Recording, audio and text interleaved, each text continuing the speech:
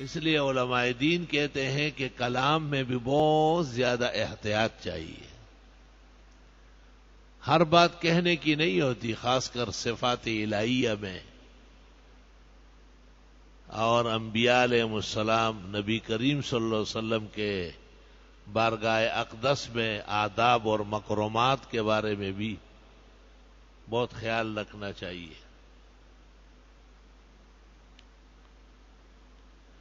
بعض عوام جب بات کرتے تو خدا اور رسول نے چاہا.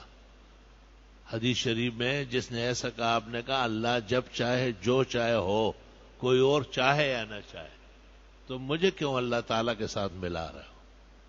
ابو داؤد شریف. اور سخت برہمی آپ نے ناراضگی ظاہر کی اور فرمایا تم خدا کو نہیں جانتے ہو، خدا کی عظمت تمہیں معلوم نہیں؟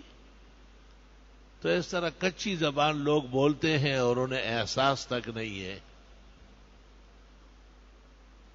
علماء دین نے اس کی اور بھی مثالیں دی ہے کہ کسی کھانے پینے کو گالی دے دی کہ بھائی یہ دودھ نہیں ہے پیشاب ہے، یا یہ چائے نہیں ہے گٹر لائن کا پانی ہے، تو اس آدمی کے لیے استعمال حرام ناجائز ہو.